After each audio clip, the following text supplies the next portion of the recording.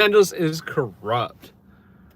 I haven't been on this in a while, but we're gonna do this because I got an election to influence, and there's been a lot of dirty electioneering going on in the city of Angels, and that just drives me absolutely freaking wild. So, new mission. We are going to be exposing Kevin De Leon. I know people have been seeing me around City Hall. That's what we're up to. We're taking on the Kevin De Leon. And Kevin is a career politician. He is not a good guy. People have been after Kevin for a while. Kevin got caught on racist recordings, and I tried to stop the election from being influenced in November of 2022. Now, we haven't succeeded yet, but we continue to get closer, and people who read the Substack, who've been following the investigation, know there's a whole lot going on. So I've been annoying the crap out of Kevin De Leon. He is not happy. The only thing Kevin wants more than me gone is me to be silent. So I don't know if we can influence an election with YouTube, but we can certainly try. I mean, somebody has got to do something. Otherwise, this has been getting chaotic lately. Came out today, so there's a big brouhaha here in LA over a leaked audio recording again. Except this time, it's now been tracked back to Kevin. So instead of Kevin getting recorded, it's Kevin's staffers going around and stalking his opponent, following Isabel Jurado's daughter at a shopping mall, and then in turn leaking the recording to the West Side Current out on the West Side, which in turn made the Los Angeles Times. And of course, nobody asks where anything comes from, right? In the city, things just happen. So that's what we're doing. We're going to try to take on Kevin De Leon. Now, I did hear that there was a billboard vandalized today over on the east side, and I want to go see this billboard so I can write about it. Because I try to do my reporting the right way, and that is dangerous in Los Angeles.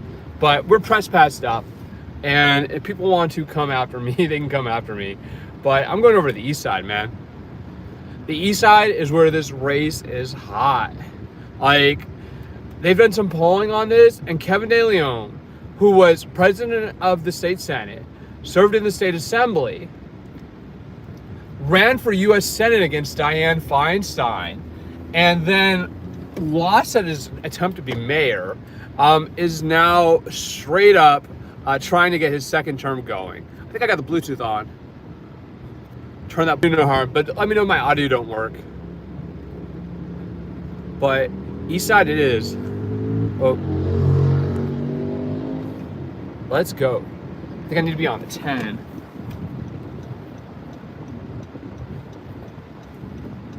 I'm comfortable over on the east side. I don't know how much reporting we can do with YouTube, but we can do some. I gotta remember to turn off that Bluetooth. All right, here we go.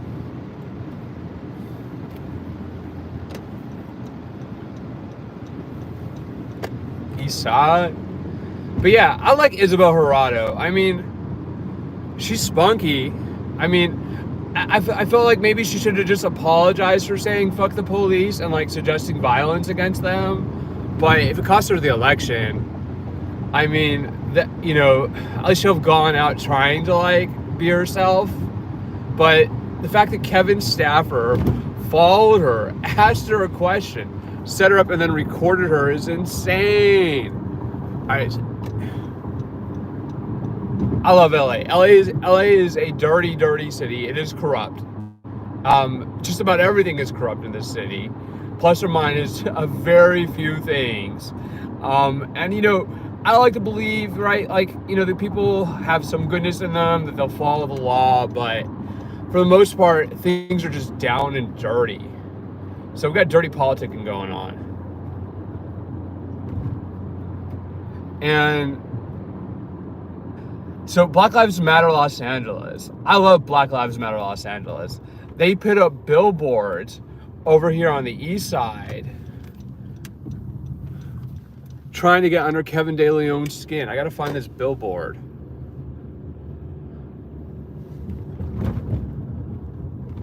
No, am I in the wrong place?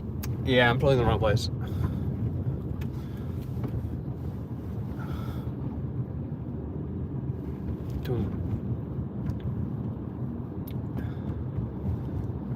Navigation. I don't think it's over here. Make a U-turn.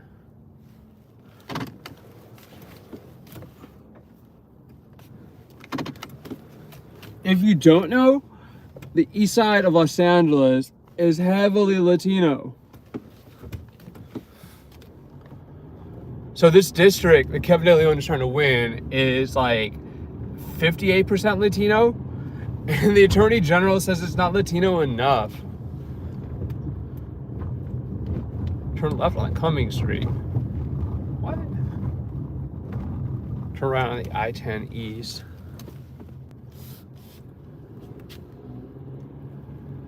East side. I thought it was on Soto.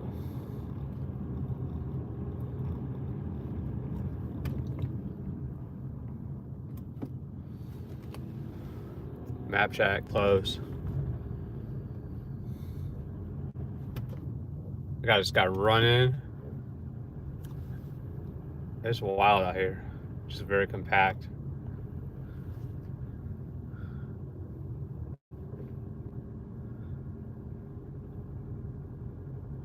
I don't know if they took this down, but supposedly this billboard got vandalized. This guy is just running. Turn left on the...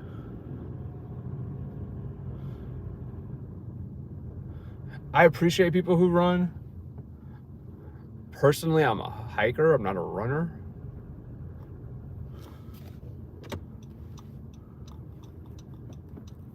But I don't know if YouTube can influence an election outcome. I mean, I would probably need way more people. And like, this is all about information warfare. It's crazy how you can present people with information and they'll look at you like you're crazy or something. I'm just like, I'm continually mystified. This guy is still running. It's almost impressive. Yeah, I'm just like, whoa, guy.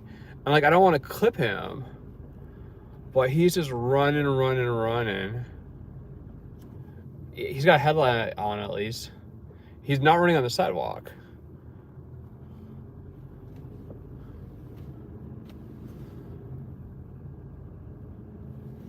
It's okay, we'll go slow. He's probably like, why are you following me? And I'm like, so I don't run you over?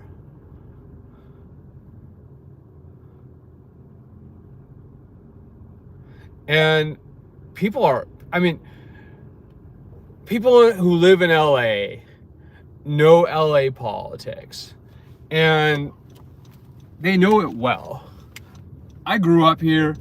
I know this city exceptionally well. And I think that like people's ability to understand this stuff. I used to try to talk about it and people would be like, what? What are you talking about?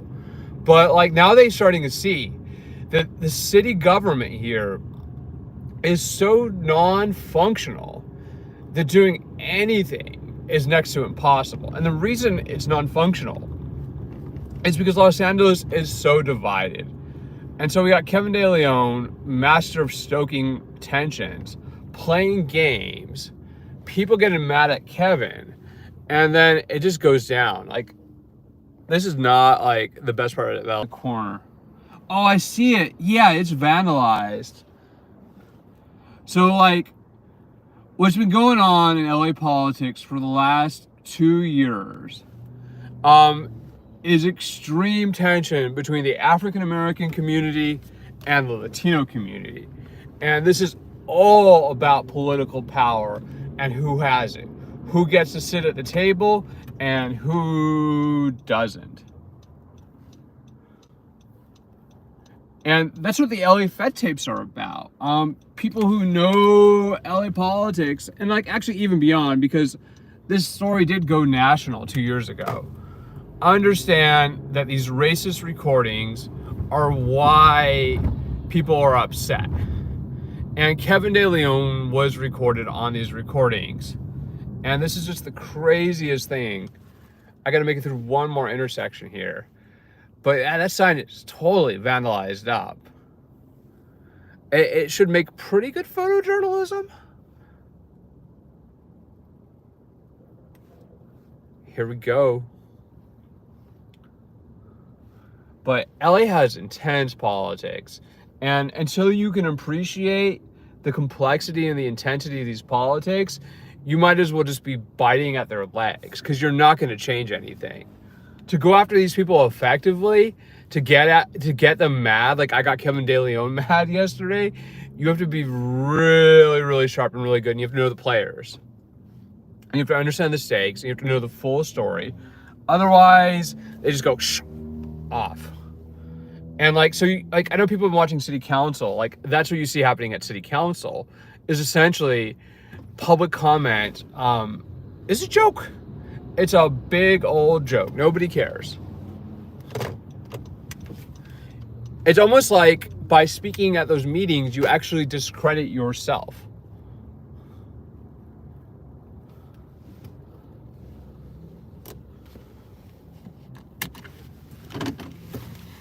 Boom. And like, the last thing you want to be doing is discrediting yourself, because like, it's better almost sometimes to not speak than have spoken. So like today I was annoying Kevin De Leon again. I was I have the court papers from his lawsuit against the 2 alleged leakers, which is totally jammed up. And Kevin did not like that.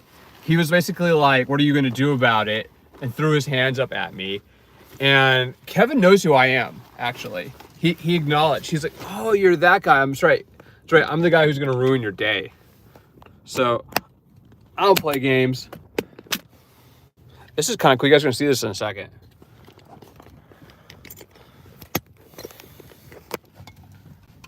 Do a little photojournalism here. Boom.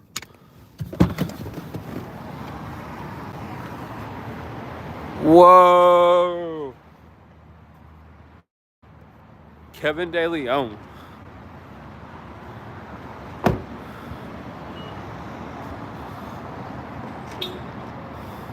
Yeah, nobody runs on the sidewalk in East LA. The sidewalks are too narrow anyways.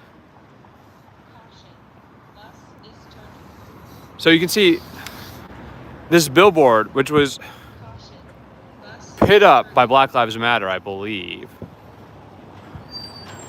is vandalized, totally vandalized up. So Kevin De Leon's supporters, I mean, they kind of vandalized his picture too, but they have vandalized this sign. So you can get an idea of how intense election politics are here in Los Angeles. It's like that. I think I could get up underneath it, and I can get a better shot of this. Bus is turning. Caution. Bus is turning. Caution. Bus is turning. Caution. Bus is turning. Healthcare for U.S. I don't know which group this is. Yeah, welcome to Los Angeles.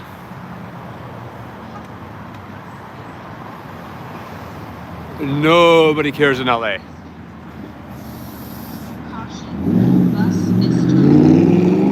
Kind of like a different angle.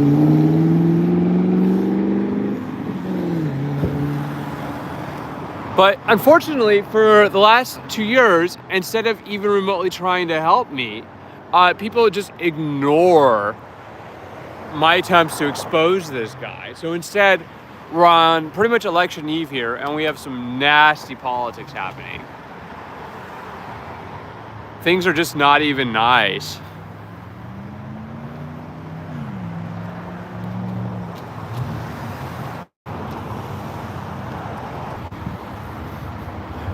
But that's what I wanted to see.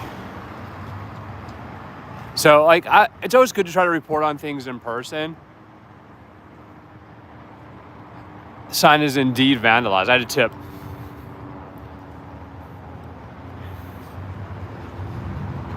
Whoa. Politics in LA. Kevin De Leon hates my ass. And like people who follow the Substack know why.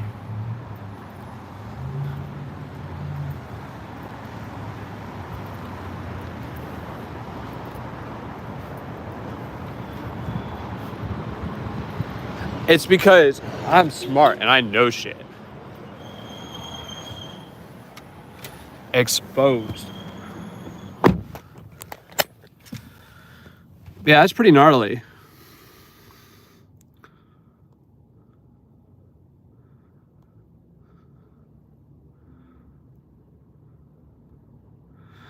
No locations. If you know where this is, you know where this is. Otherwise, people are right. Like, live streaming is dangerous in general. And like, I think the strangest thing is like, I mean, I guess this is just normal. Like, it's like normal for people to do this to each other.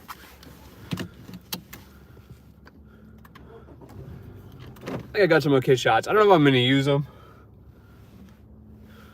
I had some like really nice photos of Black Lives Matter the other day. That's probably my cover story. But like, I'm continually shocked that people don't actually read. I'm like, the only way you can apparently get like information out is video. And even then, people don't listen. People are very, very susceptible to misinformation. And then everybody just loves the sound of their own voice. And like, people accuse me of doing that. And I'm just like, no. I'm actually a fantabulous listener and an interviewer.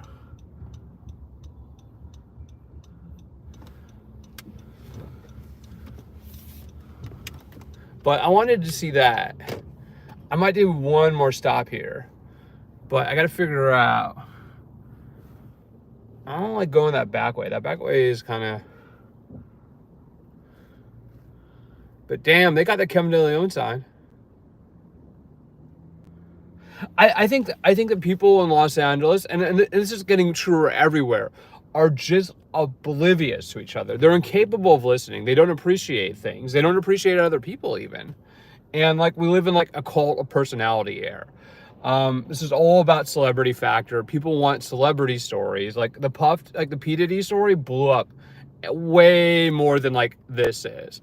Like, this is nasty politics on the East Side. And people just, it's not even a story, right? Like, I think there was a few reports on like the billboards going up, but nobody's going to cover that getting vandalized like that. And I mean, that took somebody climbed up there and did that. So, I mean, I'll be honest, like, Kevin De Leon can win. And like, part of the reason he can win is because Mexican Americans in this city are extremely angry at the idea that their politicians are racist and are going to get like taken away from them. Much less by like somebody like Isabel Jurado, who's a Democratic Socialist of America candidate. But if you don't know LA politics, you're missing out. Absolutely. Our politics are vicious. And then like, the crazy part is all anybody wants to talk about, and like, I get it, Trump Harris is vicious, but honestly, I'm tired of talking about Donald Trump and Kamala Harris. Like, it's boring. So, I mean, it's gonna go one way or the other. I don't know. I'm saying like it doesn't matter who becomes president, but no matter what, it's gonna be so gridlocked that like nothing is gonna really get decided. And like, I'm not sure that if LA is gonna be any better, but at least like we can hope, right, that like maybe this like election doesn't end in violence. Like, I think we're heading towards violence. And like, we can have national politics violence, and like, it's even come down to this, like, Kevin De Leon is like the Mexican Trump. They compare him to Trump. They're literally happy to see that he is the Mexican Trump.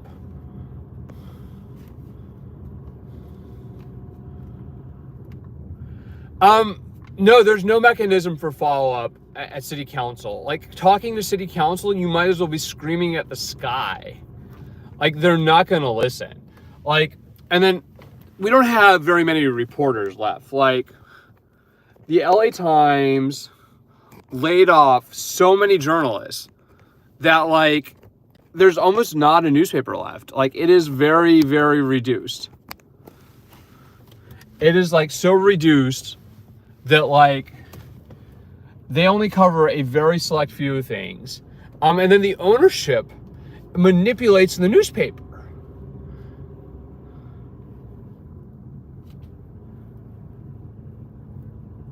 I mean, Latinos Kevin can still win this. I saw him. Kevin seems extremely confident. And part of that is he's outspending Gerardo. Kevin is closing in on outspending Gerardo 2-1. And it's because he's getting money from the police, he's getting money from labor unions, and then he's getting money from downtown. So Kevin is bombarding people. And sadly, that actually works. Like, this is not even about who is a better politician. This is all about name recognition, all about bombarding each other. And, like, it seems to work. I mean, it's the same thing with the presidential election. Like, at this point, right, nobody's really changing their minds. Everybody's set into their camp. And, like, it's just a slugfest. I'm not even sure how much money is getting spent on the presidential election this year, but it's a lot. It is a lot of money. And, like, this is probably the most expensive council, like, race in Los Angeles. Like, it is getting expensive. I mean, the cops the other day spent $114,000 on trying to get this district. And, like, the reason why, right, is so they can get overtime for doing things like sweeping homeless people, dealing with metal theft. Police love overtime. Absolutely freaking love it.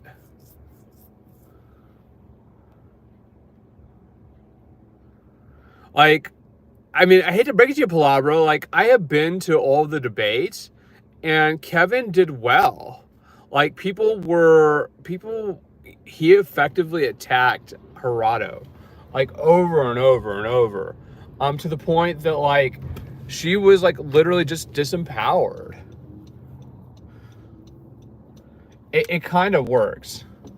You are able to take out your opponents, muscle them out, and that's that, man.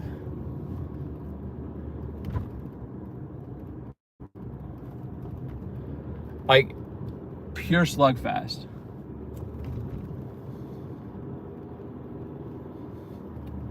Boom. Yeah, a little better.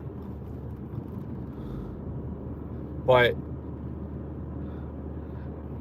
I don't know, Palabra. Who do you think is going to win? Do you think it's going to be De Leon or Gerardo? I think Gerardo might have a chance. She was pulling ahead, but I think she's going to fall behind here at the gap, like the closing gap. And then Kevin will eke it out. Like, he seems so confident of himself. And, like, without any help exposing him and exposing his political corruption, that's going to be it, man. Kevin will straight up win this shit.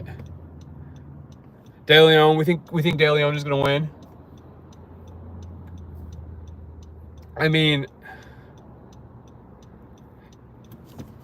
yeah, I think I'm really worried that De Leon is going to win. And, like, the lamest part is I've been working my ass off trying to expose this guy for 2 years, and nobody cares. Yeah, exactly. Marquise fucking appointed him as the head of the Plum Committee. And if you don't know, the Plum Committee is the Planning, Land Use, and Management. And Marquise was mad at him and then forgave him. Like, what? And, like, I've talked with, like, Marquise's, like, people before, and, like, they were just like, whatever.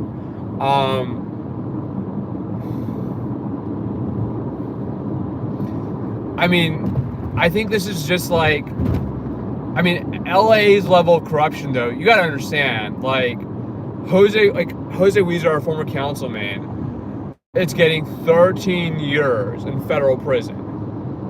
And in fact, he reported the other week.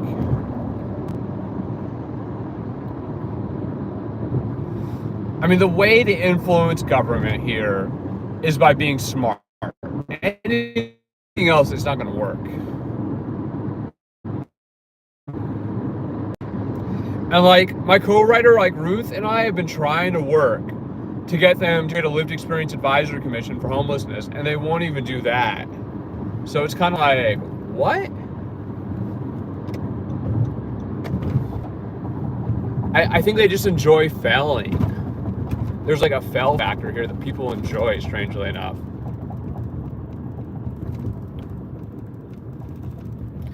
LA is some gritty shit, though.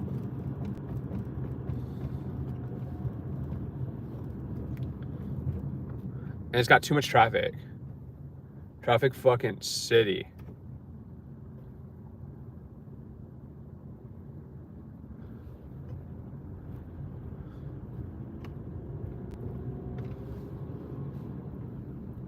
But the money in Los Angeles, right, is in property. Property. And that's why real estate developers really run this place. They got the money, they have the property, and they get themselves deals, better deals than you or I can get. And the way they get it is through working the politicians.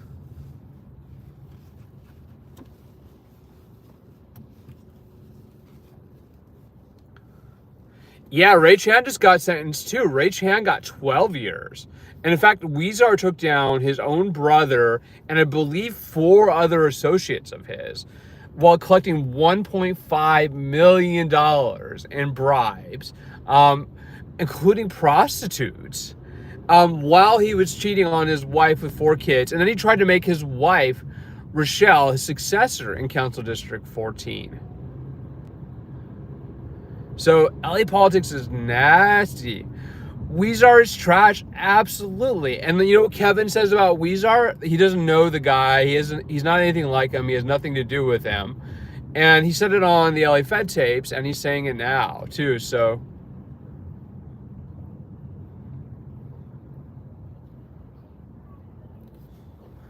I mean, this city's corruption problems run deep. It's in City Hall, it's in the LAPD, it's even in the U.S. Attorney's Office, frankly. Or at least it used to be. I mean, I've had my own issues with the U.S. Attorney's Office. I mean, just not being transparent about things, appearing to take political positions, seemingly manipulating evidence. Like, I think I'm more optimistic about E. Martin Estrada, the current U.S. attorney, than I was about them in the past. Like, particularly about the Mark Ridley Thomas case. And we're getting Mark Ridley Thomas. People don't even know who I am. I worked for my supervisors at USC were involved in a federal corruption trial for bribing a county supervisor. And they became cooperating witnesses. So, like, when I say shit here about, like, what's going on, I have insider fucking perspective. Because I spent 7 years working for the most powerful institution in this city, just about. And I've been trying to expose Kevin De Leon and his friends now for years. And nobody fucking listens. And it freaking annoys me. The main thing we can do to reduce corruption is invest more in journalism, because journalism is what takes people down who are corrupt, right? Like, unfortunately, we're in this situation where news media has been starved in Los Angeles. People don't respect journalism. They don't understand journalism. They might as well be media illiterate. And people don't even want to pay for the newspaper. And then they wonder why, a hedge fund buys our newspapers, why a billionaire owns it. The head of the LA Times editorial board today resigned in protest because they wouldn't make an endorsement in the political election And she's afraid of Donald Trump, rightfully so. I mean, like, people who run shit like Trump, right? They're bullies. Trump is a big bully, right? Like, Rick Caruso is a big bully here in Los Angeles. And, like, one thing I know, like, doesn't work with city council is if you come at them like you're going to bully them, they just shut right down. Now, like, they are intimidated by numbers, right? So, like, today I was at city council, right? And, like, the unions were there. And the unions got a lot of people, right? Because that's people's paycheck. That's their pay stub. And they were there to get higher wages for tourism workers ahead of the Olympics. And, like, I'm hopeful that they'll get that, but, like, part of the reason they're going to get that is because the unions operate like a special interest too. This city is ran by special interests. It's everybody just trying to get their own money and not even caring about anybody else. Like just like it's like a corruption fest. A corruption fest. And, like, trying to be like, I mean, we're jokingly calling the U.S. Attorney's Office the Boy Scouts at the Tom Girardi trial, because I attended the Tom Girardi trial. Because I work with whistleblowers. Like, I think I've got, like, now, like, at least 4 or 5 different whistleblowers who I work with on, like, different stories. Because if you want to be a good journalist, right, you're going to develop sources. And, like, whistleblowers are the best kind of source. They come with information. You have to, you corroborate it, you vet it, you verify it. But right now, I mean, we still have some press here, but, like, I think in total, there's like 4 or 5 professional journalists regularly covering City Hall. That's not enough. That is not enough journalists to begin to cover LA City Hall. Just like federal courts. And I've been covering federal court lately. So if you want to know about homelessness, I mean, like, I've been putting up some really great articles on homelessness. And, like, I got to say that, like, people do not appreciate that issue like they should. Like, it is about human compassion. It's not like, holy shit, like LA. Because, like, it didn't just happen overnight, right? Like, homelessness got bad here for a reason. People got dumped out of prisons. They got dumped out of mental hospitals right on the streets. The rent is too high to survive. And we're just, like, stuck in this. It's like being stuck in traffic. And people complain about traffic, right? Like, traffic is, like, the worst thing in the world. But, like, you could be living in a tent. Like, literally, there's nothing funny about it.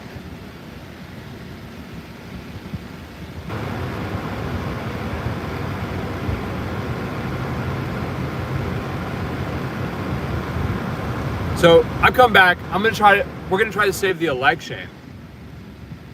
But if people keep sleeping on that Substack, man, I put a lot of fucking good information in that thing. It takes a lot of time to do that work. And then everybody's like, oh, I can't read. I don't know about you guys, but I did great in school. It does. Like, you can corrupt journalists too. And, like, unfortunately, that's the situation that we're in. To a great extent here, particularly with the Los Angeles Times. Nobody trusts the Los Angeles Times anymore. And it's because of the ownership.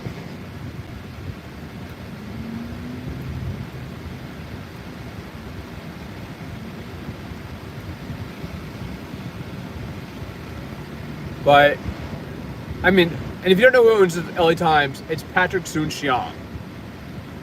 I mean, the LA Times isn't a total joke, right? The LA Times does cover lots of good things really well. But as far as doing political accountability in Los Angeles right now, forget it. Like, the LA Times is not there to deliver accountability in Los Angeles.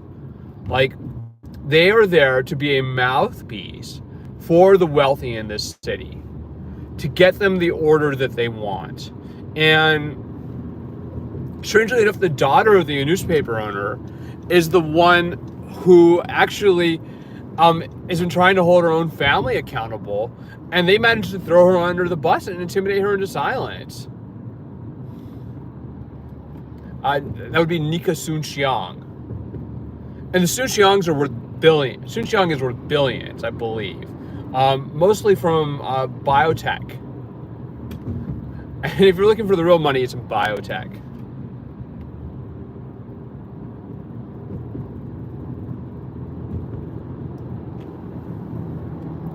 Boom. So I've been doing all kinds of stuff. I've been publishing court papers. I go to court action and I read lawsuits. I'm not just my own lawsuits. I read everybody's lawsuits. People who are powerful and influential. People who are playing political games. Like, I read and I digest and I put it up into the Substack for you.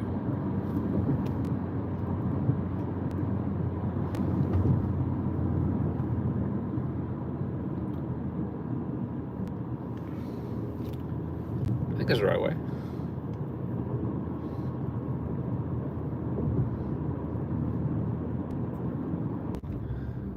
But I'm going to do so much. I mean, some people would rather just watch the world burn, right? It's like the Batman. Some people would rather just watch the world burn than be forced to deal with the right thing. And we're in that type of situation. I don't know if we can change this. I don't know if we can reverse any of this. And I don't know if YouTube is even the right tool. But I think that people should know about the LA Fed tapes and why, I'm not the craziest person in Los Angeles, actually. In fact, I'm a great freaking analyst. And we are going to try to expose some of the most powerful people in the city. Jen D says, I got my degree in journalism, but I wound up working in healthcare. I appreciate and admire independent journalists and whistleblowers. It's very hard work. Damn right it is. And my biggest grievance is that so many of these journalists who I talk with at major publications do not want to do the hard work. They want to stick on one beat and that's all they want to cover. And I'm just like, you have to cover different things. If you're not willing to take new sources, take new stories, develop new information, actually do investigation, what are you doing?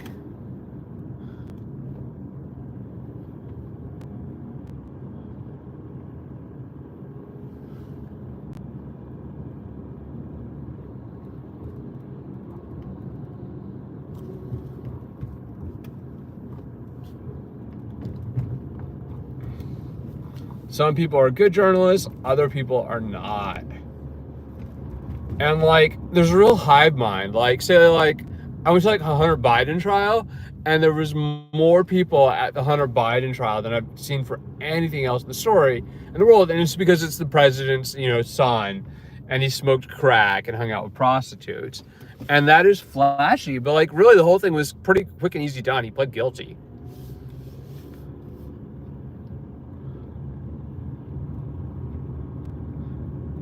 I already have a journalist job. You know how many other journalists read me?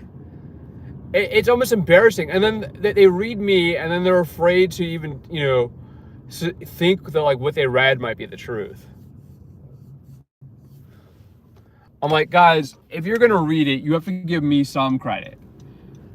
Pretty much, they just write the same thing over and over and over. They copy it.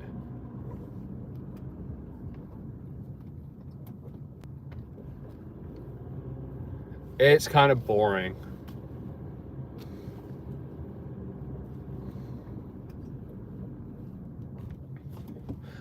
It's kind of like this. The journalists at the local television stations, right?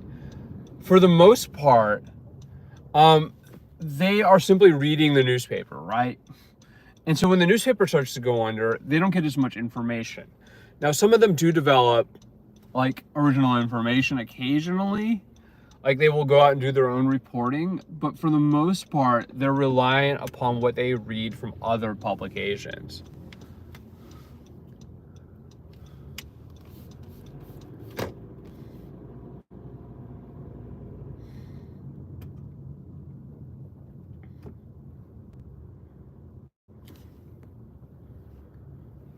I mean, to be honest, like the number of LA Times reporters who read my shit and then don't want to follow up on it because they're afraid of their jobs is getting a little bit embarrassing.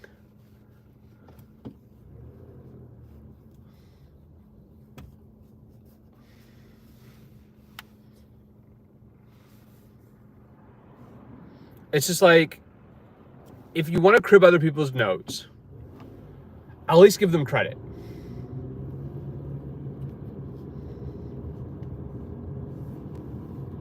Boom.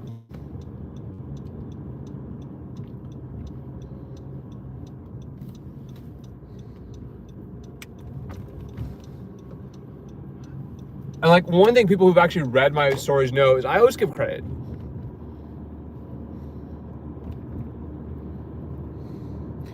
Yeah, it's really going downhill at the LA Times. I mean, the top editor quit last winter because the owner interfered in news coverage. And now the head of the editorial board resigned. They've lost so many other reporters. It's like a skeleton staff, and they really don't do any sort of deep diving. It's all very narrowed down. And actually, their story the other day was like about my old workplace. And like, I hit them up to tell them more stuff, and I haven't heard back. I kind of doubt that I will. It's kind of like, if you don't have to work for it, right? Like, what's the point? And like, they're getting away with not working for it half the time. And like, that's where like, say like the New York Times even has like come in and like has been stealing the LA Times as like stories basically. And like, they had a great story on homelessness the other day. Like, I haven't seen anything remotely nearly as good on homelessness as like what the New York Times did the other week. It's really quite limiting. So like, it just limits the number of stories that you get, period. All right, we're almost there. So like, freaking LA Times. All right, we're almost there. So like, freaking LA Times, they are so lazy sometimes. So they literally won Pulitzer Prizes for covering this story in the most half-assed way.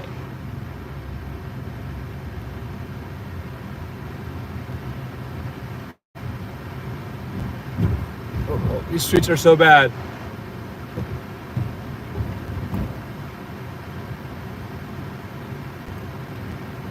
Where is it?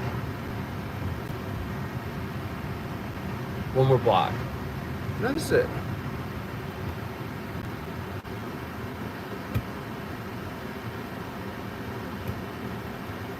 There's still too much traffic in LA.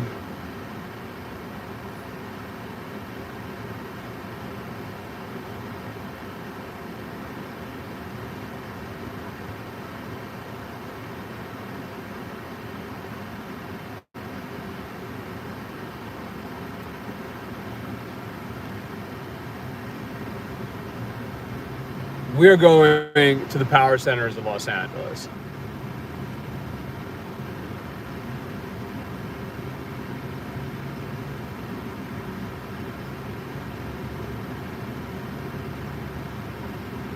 Because I'll be honest, there was like, I saw at least 100 people. Oh shit, they got new signs out here.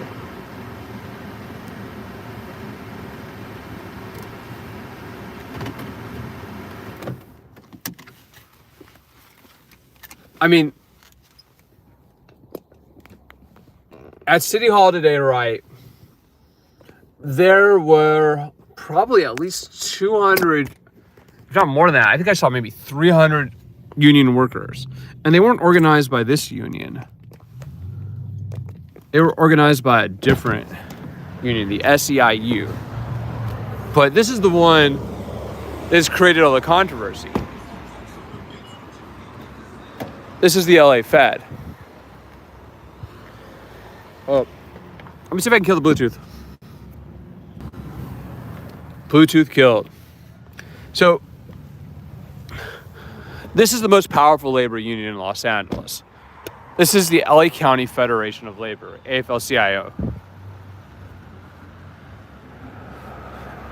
And this is where on October 18th, 2021, the president of the city council, Nuri Martinez, came out with Kevin De Leon and Gil Cedillo. And they had a meeting in this building.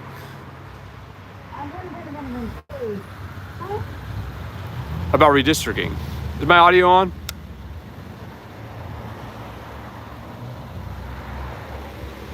Did the sound come back?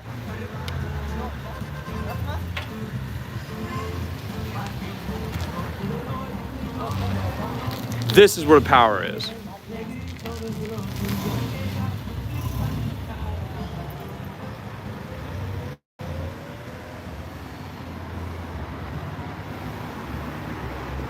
We have sound.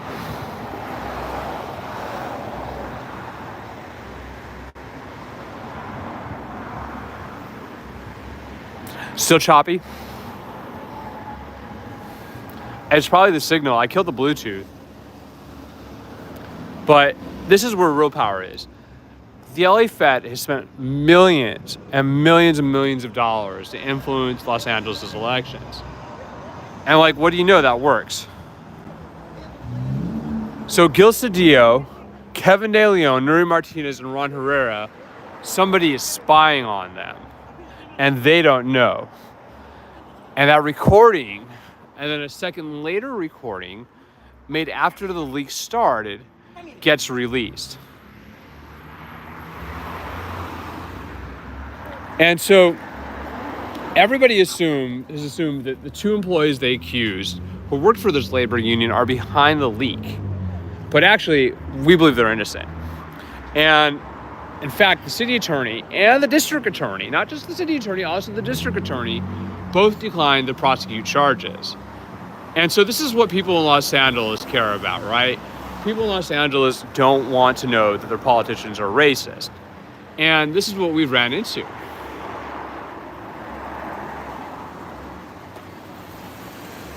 So this is like Los Angeles' Watergate. And can you imagine if Woodward and Bernstein never investigated Watergate? Like what that would be like? That's what this is like. It's like if there was no Woodward and Bernstein and everything just rocked City Hall, to the point in 2022 where they could barely meet. And nobody did anything. And so that's where we're at right now. Unsolved espionage. Why? We believe that they compromised the conference room computer and then the laptop.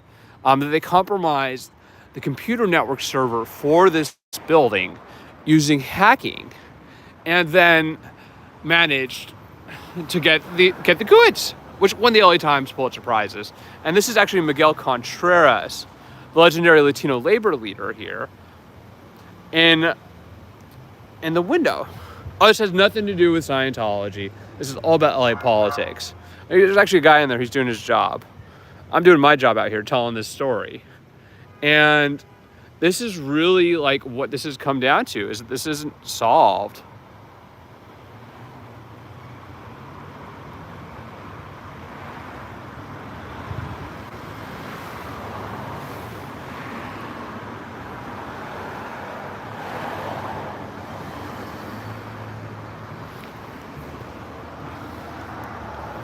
Are people still not getting sound?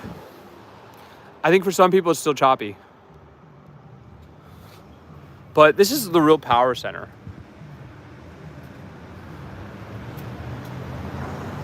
The LA Fed has a lot of money because they collect union dues. And then they use it to influence elections. And actually people are still working here tonight, doing organizing. I think maybe the Bluetooth was messing with it.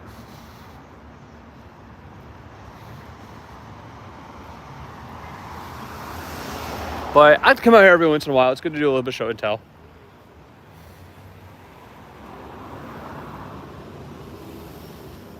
They've updated the signs.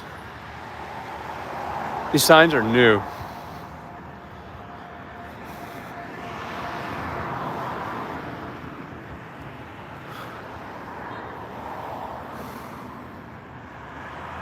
Sound is fine.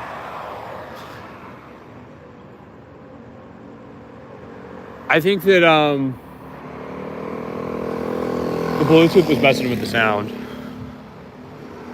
But this is what created the scandal, was the spying that happened here. And we think that it was through compromising the computer networks. And so even though this is actually a hugely significant story, the LA Times won Pulitzer Prizes for covering the aftermath, going, God, everybody hates a racist in Los Angeles, right? Like really offensive tapes. Nobody's gotten to the bottom of why that's happened. Even the officials claimed that they couldn't figure out the motive for this leak that happened. This like earth-shattering leak.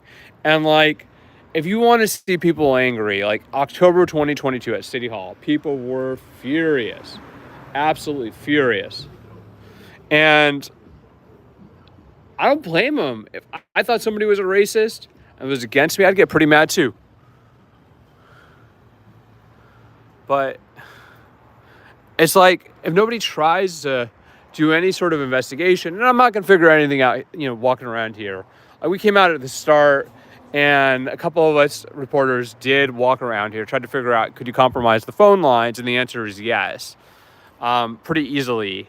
You could get onto the roof of the building over there and tap into the phones, or you can do computer hacking. And so we think it's computer hacking, actually, not phone lines that were compromised in this building. This is the greatest act of unsolved espionage in Los Angeles political history. And basically, it's reached the point here where very few people outside of Los Angeles care about what happened. And that's really just kind of problematic. But when people go, what are the LA Fed tapes? This is the LA Fed. This is where the power is.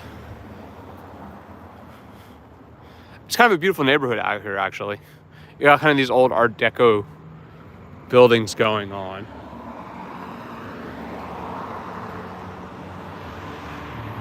But money, power, elections, district lines, control of the city government. And the city redraws its lines every 10 years. So their discussion was about two things. It was about the district lines, and then it was about the federal bribery trial, Mark Ridley Thomas. And Mark Ridley Thomas represented Council District 10 to the south of here, which includes like Koreatown and like West Adams. And my supervisors bribed Mark Ridley Thomas. Flat out bribed his ass. I gave his son 2 scholarships he didn't deserve, a faculty job, and then they funneled $100,000 through United Way for him. So I love LA, but LA is corrupt, extremely corrupt.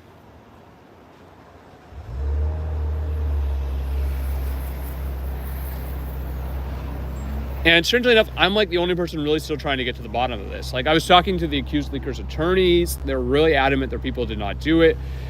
It's believable. You could spoof an IP address.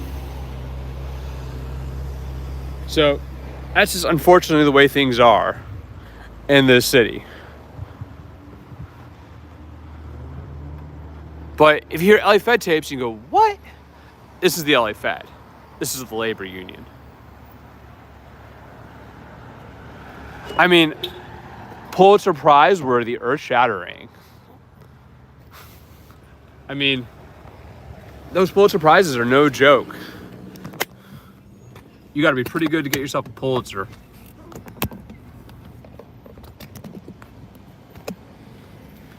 The corruption fest is going to go on.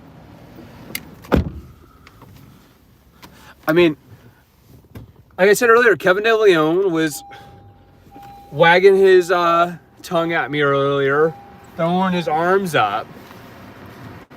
He don't care. Nobody's gonna stop him as long as they're able to ignore the actual whistleblower, pretend like there was some real whistleblower when in fact it's just leaking. That guy can get away with anything. That is a powerful, powerful dude.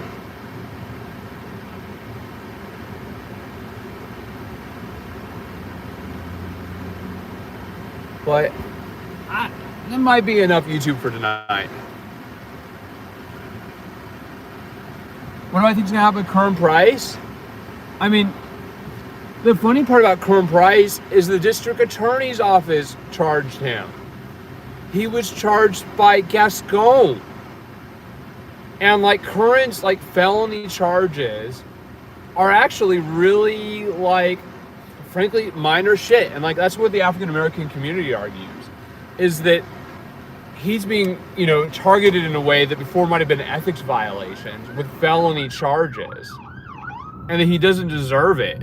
So I don't know about that, but I do think that Curran, obviously his wife being a relocation specialist and then voting on her projects without recusing himself is corrupt.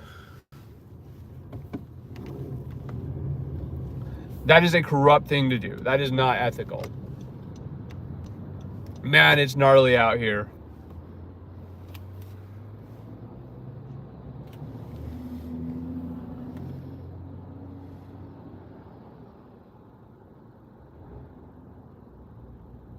I mean, I think that like whistleblowing is inherently vigilante.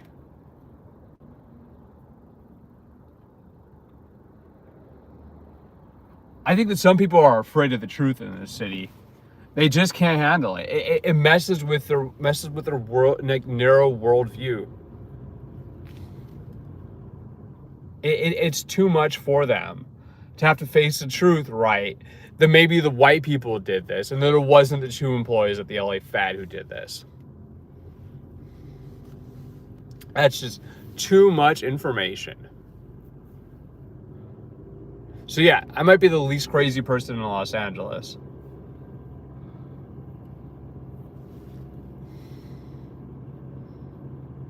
But kind of is what it is.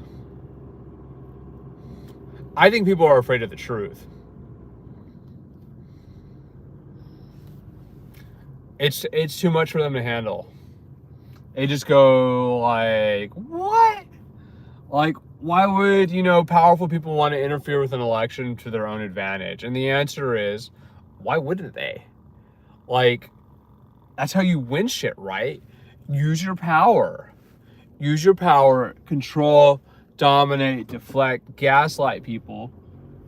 Make it so that nobody will believe it, right? And like, when you can influence the newspaper, you can influence politicians, you can influence the way this entire city is ran. And like, Caruso is really good at that shit, man. He wants to be mayor. He spent $100 million trying to become mayor. And he lost to Karen Bass. So it just kind of is what it is. But I'm not calling on the YouTube here for tonight. There's literally 0 parking in this neighborhood. I mean, I think people should read the Substack. I mean, I don't put shit up there for people not to fucking read. It's not that hard, It's kind of like, if you could analyze events, right? If you could analyze a scandal, why wouldn't you?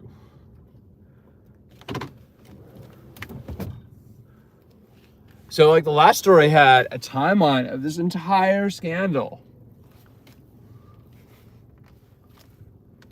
Handcrafted.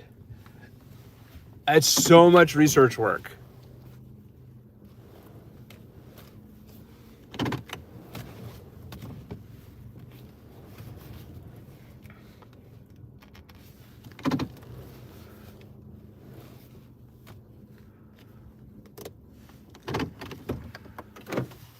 I mean, money, power, make Los Angeles work. Like, this city runs on those 2 things, and those 2 things fuel corruption. Like, and then there's elections, and winning elections matters. So, like, we have an election coming. It's gonna be November 5. Kevin De Leon, we saw his billboard got vandalized, And then we went back to the source of this scandal, right? That has created, right, this corruption. And it's a box. It's an empty box. People have not figured out this scandal like they should. And that is just journalistic laziness. And like I've tried and I've tried and I've tried. I've identified the person. He's one of the most powerful people in the city. And they just go, huh? What? I'll even point him out in the transcript for you. Even establish all of the connections. Explain, right, like how you can compromise computer systems to spy on powerful people. And unfortunately, we're running into deaf ears and we're running into a lack of courage because the people who are listening, who could start to break this thing open, they don't want to push back on the powerful people because the powerful people will get you. They will absolutely destroy you. They will come after you. And that would be the end of, that journalist, right? I mean, people talk about whistleblowers, right? Like whistleblowers, right, are disposable, right? Like you can just take out whistleblowers, right? It's almost a trope, right? That the whistleblower gets. But I think that's really unfortunate.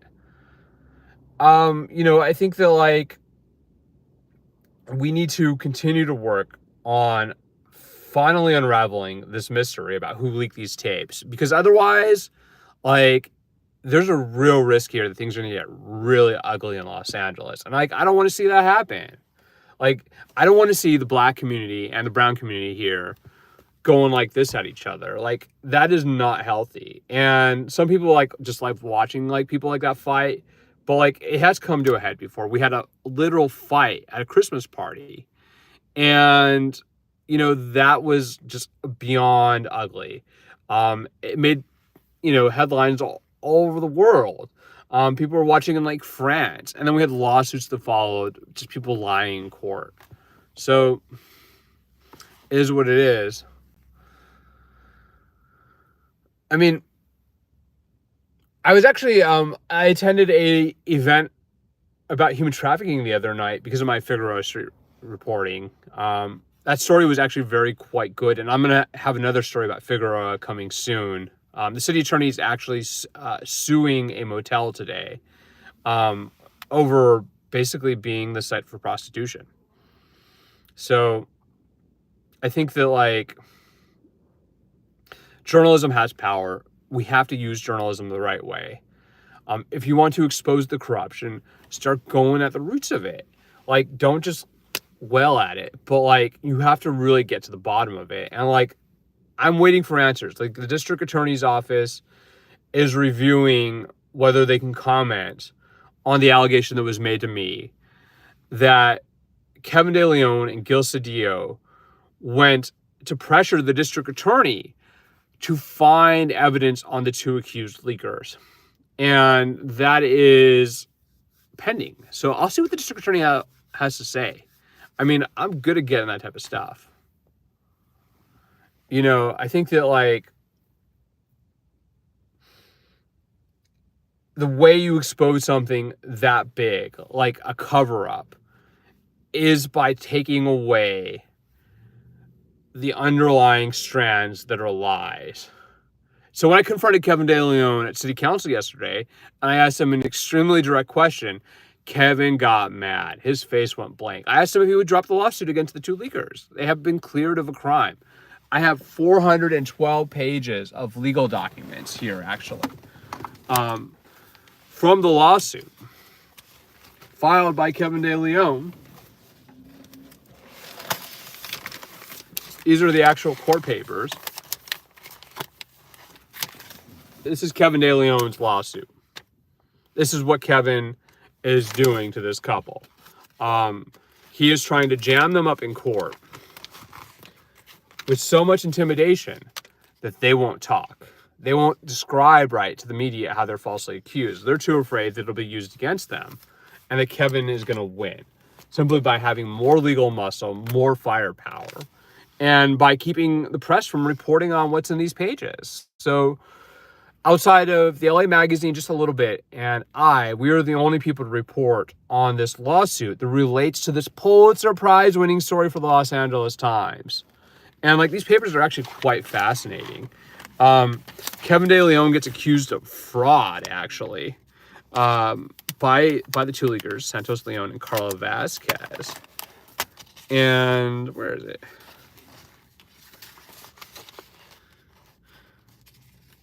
Proving that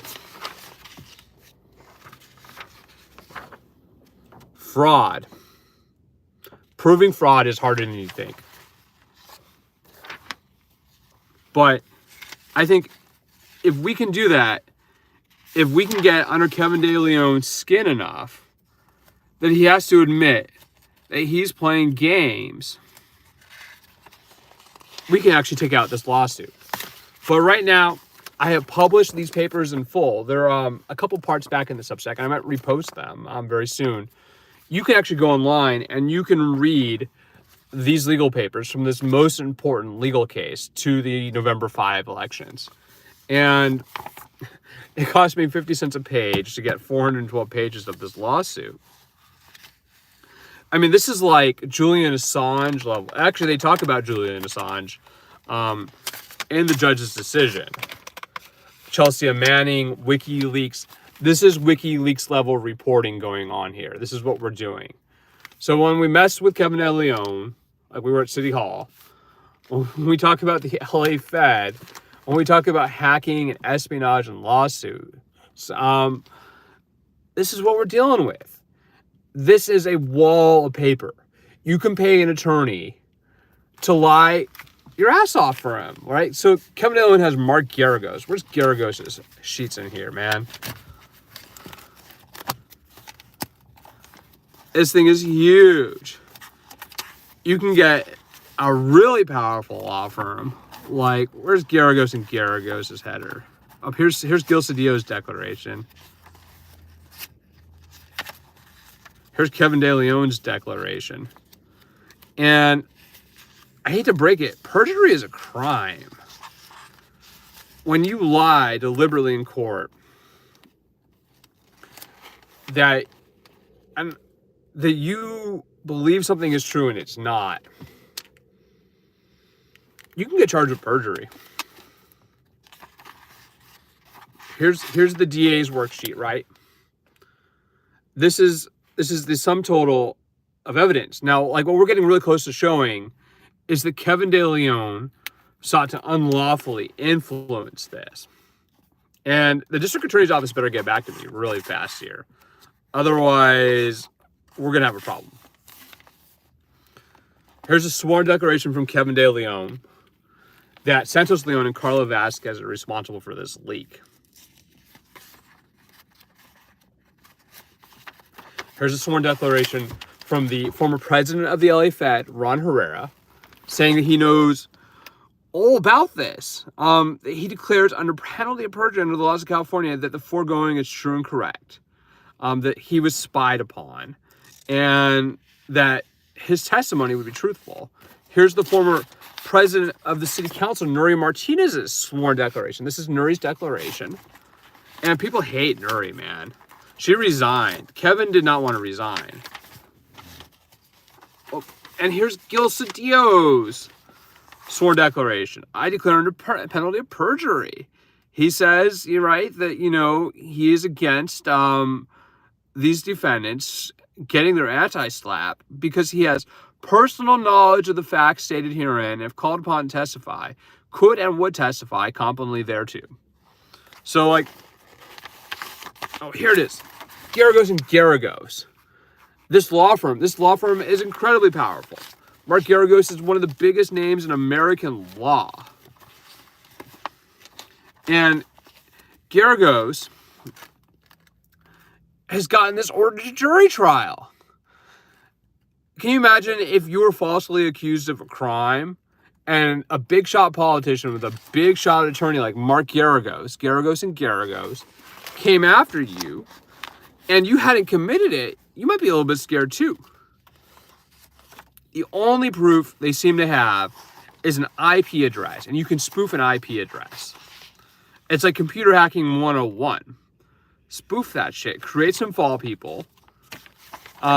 They got to be close enough, right, to the hacking so that it's convincing. and then you can get the investigation closed. And so that's what's happened. The LAPD has closed its investigation into the source of the leak because, here it is, Garagos's statement. And this was not considered by the judge in ordering this trial. He concludes, based on my extensive experience, there are many reasons why the district attorney's office, city attorney's office, or any prosecuting body for that matter may not decide to pursue prosecuting charges which are unrelated to whether there is a sufficient amount of evidence available to prove the charges. Simply because a prosecutorial body decides not to pursue charges against a suspect does not mean the suspect did not commit a crime. I declare under penalty of perjury under the laws of the state of California that the foregoing is true and correct. Executed on August 2, 2024 in Los Angeles, California, signed Mark Garagos. So, I think Garagos is full of shit. I think Garagos is lying. I think Kevin De Leon is lying. I think Gil Cedillo is lying. And I think Nuri Martinez is getting taken for a ride. And I think that this whole lawsuit, this 413-page lawsuit, is to deflect from the truth about what happened at the LA Fed building over there. To show right that case closed. It must have been these two employees who did this hacking on this Watergate level crime in Los Angeles. And it's just not credible. It's just not believable. Kevin's body language is totally guilty. He just doesn't want to admit that Rick Caruso fucking hacked his ass. And they rubbed his nose in it. Because he didn't want to endorse Rick Caruso. And he hates Karen Bass. So, I read this. There's actually some really interesting stuff in here about the computer network there. Apparently, you could work at the LA Fed for 10 years and never have to reset your password. And this makes it really easy.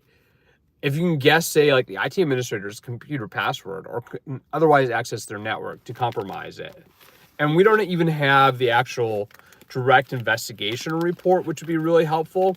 What we have is simply the summary of the police's investigation, and the police didn't actually conduct the investigation. The LA Fed's private investigation firm did, and we don't know who that is. Now, where it gets really fishy, and this is where this gets really sporty and fun, is the accused leaker, Santos Leon.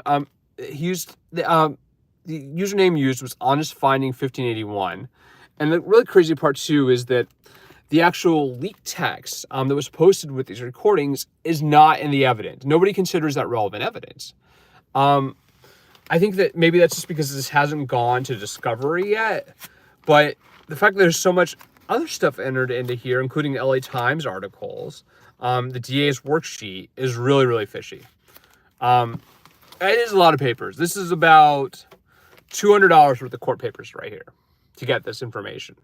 And it really just doesn't pass the smell test. Kevin De Leon does not want those two people to talk, especially before the election. He does not want to ruin his chances. And this is where we're at. Now, his compadre Gil Cedillo, his lawsuit has not gone along as far. Gil Cedillo's lawsuit is weak salsa. And Gil Cedillo is an idiot. He's not just suing the two employees who they accused. He is suing the AFL-CIO. And Gil Cedillo's lawsuit is going to be back in court here on October 29. And everybody's expectation is that Gil Cedillo's little puny lawsuit here is going to get tossed out of court. So, the last time Gil Cedillo was supposed to be in court, actually, was in August. And the great thing about like lawsuits like this is you can just drag this stuff on forever. It seemed like his attorney didn't even want to represent him in the case anymore, which is kind of funny because it's just such a weak lawsuit. Attorney Garagos is an ambulance chaser who loser. I mean, Garagos is not simply an ambulance chaser. Garagos is like a homicide chaser. In fact, Garagos is representing Garagos' brother, because it's Garagos and Garagos. Garagos' brother is representing Puff Daddy, P. Diddy. I'm not ignoring you. I see your comments. we're just talking about the LA Fed tapes because this is the biggest unsolved political mystery in Los Angeles, and nobody wants to know. Like, the LA Times literally headlined the other day that this would never be solved because this wouldn't go to a criminal trial. Geragos went to an average law school and lost many big cases.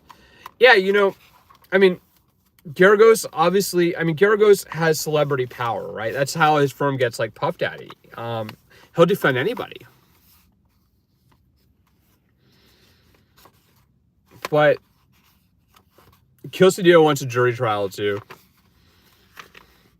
I think this lawsuit is going to get laughed out of court just because he sued the LA Fed too, which is just preposterous. If you go into a building and you get recorded having a racist conversation, you alone are liable. They are not liable for you. So here's the evidence. Gilcedio's lawsuit is going to go down by the end of this month, but it might be too late to matter with the election. Geragos also lost Lacey Peterson case. See, people know. Yeah, actually, Geragos got in a lot of trouble over Michael Avenatti. He was accused of extortion. And that's why we're not pitting this idea that this is extortion to past Geragos, because Geragos don't care, man.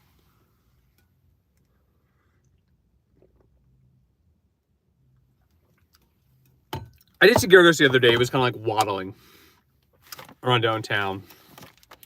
But crushing this lawsuit, taking away this from Kevin De Leon, pitting this into the public attention is what's got to happen. So we're working on that day and night because there's nothing I hate more in Los Angeles than corruption. And this attempt to apparently even weaponize the state attorney general's office to do their bidding is really, really corrupt.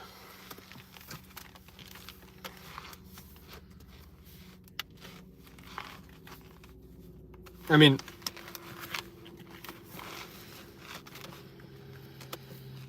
I think that the allegations made in this are so flimsy that, like, it's incredible the judge ordered it to trial in the first place. I mean, basically the judge's reasoning was that there was some evidence that a crime had occurred, even if it couldn't prove that it related to these two defendants. And then their attorneys really kind of messed up. They, instead of simply arguing that the two employees were not guilty, decided to make this free speech argument that it would have been a free speech right to post illegal recordings. And unfortunately, it's not. California is a two-party consent state. There is no legal rationale under which you would be able to publish this. So, like, your better argument is that you're not guilty. The attorneys kind of messed up. I've been talking with them. I think they realized they messed up a little bit there, that they have prolonged this unnecessarily.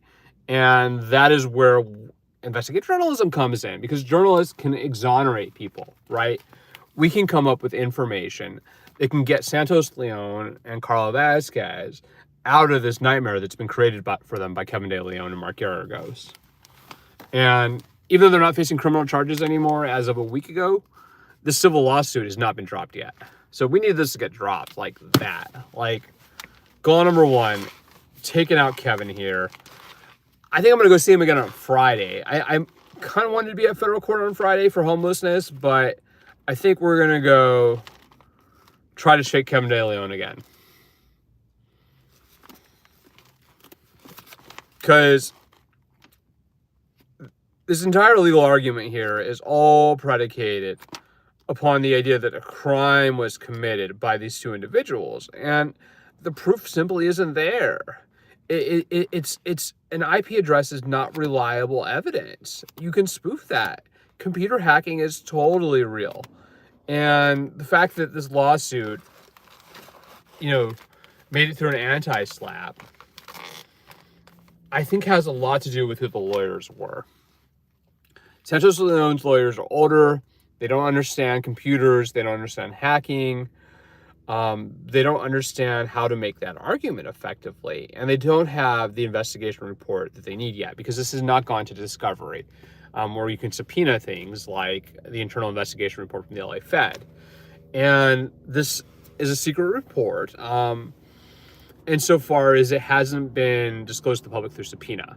I've tried getting it from LAPD. I've tried getting it from the LA Fed. They don't want to release it. Not even to save Los Angeles from a race riot, practically. They would rather watch the city of Los Angeles go through it again, have black and brown people at each other's throats, have white people laughing about it, going, oh, look at Los Angeles, than actually have to do any real reporting. So I'm going to try to demolish this lawsuit. Kevin De Leon is wagging his tongue, throwing his hands up at me today at City Council because I put him on the spot the other day on camera and he got caught out at LA. And you can see Kevin's face. He is incredibly unhappy with me asking him about this because I asked him if he was going to drop the lawsuit. And Kevin kind of ran his mouth to the LA Times. He accused the city's attorney's office of shirking her duty when she simply just didn't have the evidence to prosecute these people. You can't wrongfully prosecute people for crimes that they didn't commit. And you have to prove it, right? In this country, we have a presumption of reasonable doubt for criminal trials. You are guilty. You are innocent until proven guilty, to a standard of reasonable doubt. But it's different in a civil case. The burden of proof is actually liability. It's negligence. It's that you more than likely did it. So the legal standard here is the likelihood that you're going to prevail in your lawsuit. And I don't think Kevin has that either. So he's kind of just wasting his money. But what he's really getting out of it is he's keeping these two people quiet, right? So they don't go, I was falsely accused by Kevin De Leon, so he can win re-election. So that's kind of what we got going on here. This is an armful. You can read this online. It is published on Substack in part 118. I actually wrote, publishing this type of stuff we actually had a big debate recently about these types of records. Court records are actually public records. You can publish this stuff. And there's no secret courts, right? The only secret court in this country is the FISA court, which would allow, say, like a governmental agency like the FBI to spy on you. But that's not what happened here. We don't think, at least we don't know. We think this is computer hacking, and we think that this was privately done. That these two employees that they've accused are being framed, and that this political conspiracy in Los Angeles goes right back to Rick Caruso. And Caruso is a powerful, powerful man. He was the president of the LAPD Commission. He owns shopping centers. He owns the Grove. He owns the Palisades. He has a hotel in Montecito, which is near Santa Barbara, that's quite luxurious. And Caruso wanted to be mayor really, really badly. So he had every reason in the world to try to jinx the election. And that's what we think happened. So, yeah, well, we're back. But we're going to keep trying to mess up Kevin De Leon. YouTube is powerful. It might not be powerful enough. So it's going to take some organizing power. It's going to take some work. But we're going to keep trying. Because this is ridiculous. This is undermining democracy. And if there's one thing that I hate it when people undermine democracy. Don't subvert the law. Don't subvert law and order for your own selfish individual gain so that you can maintain a lie, so that you can win an election. And that will get somebody like me after you. So, yeah, they can't handle the Substack. If the Substack got the play it deserved, and I get feedback from other reporters in Los Angeles who do read it, and they go, this is great, Zach. You deserve to get paid for the Substack. This would be a different ball game. I've identified people in these recordings that nobody else dare touches. Because I don't think that journalism, right, should be, for control or sell. I think independent journalism that goes after the story really matters. And actually, it was kind of interesting today. I wish I'd gotten it on tape. Kevin basically looked at me and he was like, yeah, you got the story. I'm like, fuck yeah, I did. This is the story. I don't know why nobody else in the press wants to touch these documents, but these court papers about the most powerful union in Los Angeles and the biggest political scandal we have are actually kind of important. So we'll keep on trying. So thanks everybody for joining. I'm going to call a night here on the YouTube and we'll see what Friday brings. We'll be back on Friday. and we are going to go hopefully ruin Kevin De Leon's day. Because Kevin, man, you can wag your tongue at me, you can throw your hands up, you can glare at me. It's not going to work. It's not going to work, Kevin. And if you want to read these papers, you can go into part 118 on the Substack, and you will find Dropbox links. And I'll probably drop those into another note or maybe into the YouTube here, so that people can read these documents and they can see exactly what we've been talking about, which is that this is political corruption. This is political corruption in Los Angeles. And this is how powerful people use private lawsuits to make their problems go away. And Kevin could not handle it. Black Lives Matter was after him. They camped out his home. They yelled and screamed at him at city council. His comments on the recordings were so offensive. They were, black people are just kind of like loud and annoying, and Latinos, right, are underrepresented and underheard. And that's just not the way to do business in Los Angeles, Kevin De Leon. So, Kevin, suck it, man. And he got caught today.